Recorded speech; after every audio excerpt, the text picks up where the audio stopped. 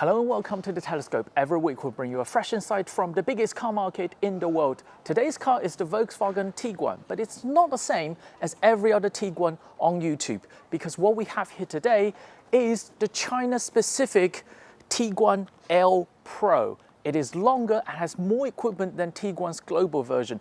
We're going to dig deep to see why Volkswagen made those changes specifically for China.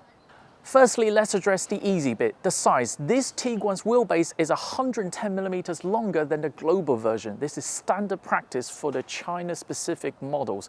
Volkswagen, BMW, Mercedes, Audi, Jaguar, Land Rover all have extended wheelbase models specifically only for China. It's not because Chinese people are taller, so we need more space. It's because China as a country only started developing in the past 3 or 4 decades, so car ownership per capita is still quite low. China's number for this is about 0.25, so on average 4 Chinese people share 1 car.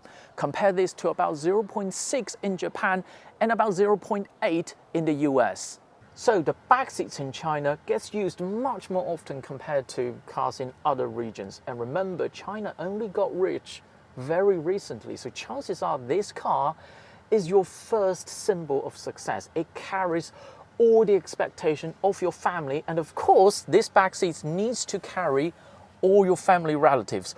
What you don't want is during Chinese New Year when you're showing everyone, look, I've just bought a car, and your family relatives climb inside and they go, so it's not big enough. So the back seat of this Tiguan, thanks to the 110mm extra wheelbase, is very generous. Perhaps the only relative that's going to complain to you is the one sitting here because of this relatively high central tunnel. But this is a pure petrol-powered car with an optional 4-wheel drive, so the drive shaft has to be here.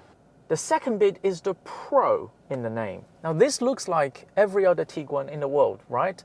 But this China-only Tiguan L Pro has a front passenger screen, just like the Porsche Cayenne. Now, this is very small. It's much smaller than the main screen, so it's nowhere near like the Li Auto range extender SUVs where the front passenger screen is the same size as the main screen.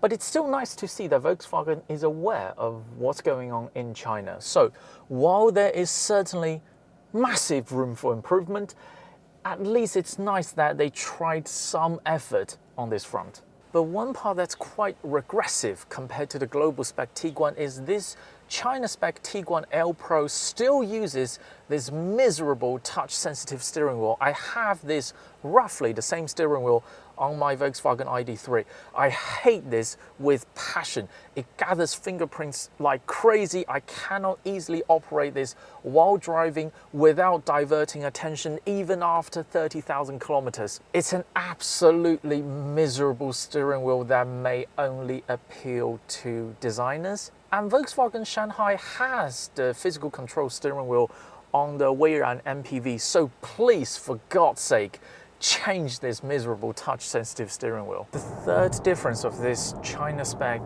Tiguan L Pro is that this car's ADAS system is provided by DJI. Yes, that drone manufacturer. Now, Telescope has brought you reviews of the DJI ADAS system on the Baojun Yelp Plus. On that car, the DJI system utilizes the 360 surround view cameras for side vision. So that car can perform some very impressive lane changes, even on urban streets. 变不过去了，它肯定变不过去，它肯定变不过去了。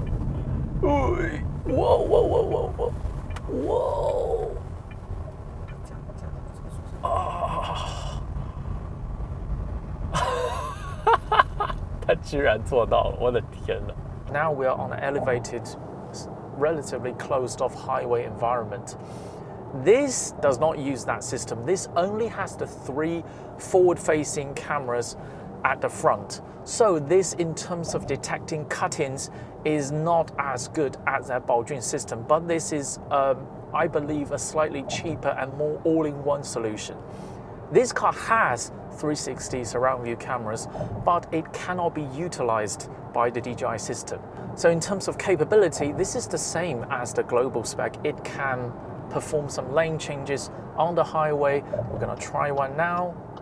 You see, it's changing lanes. This is no different to the global spec. So while I'm slightly disappointed that Volkswagen doesn't use DJI's latest and greatest system, I also understand that this Tiguan L Pro, in terms of ADAS functions, probably has to keep a consistent pace with the global spec. So the global spec can change lanes on the highway. This can also change lanes on the highway, although we know that if Volkswagen wants, DJI has a more advanced system already in application on a much cheaper car. The rest of the car is the same as the global spec Tiguan, so I won't waste your time. You can watch other reviews on YouTube. So, in general, the Chinese car market needs bigger cars with more digital features. I hope this quick look at this Tiguan L Pro gives you more insight into the Chinese car market. That is all from the Telescope today. If you enjoyed this video, keep watching, keep subscribing. More videos coming along very soon.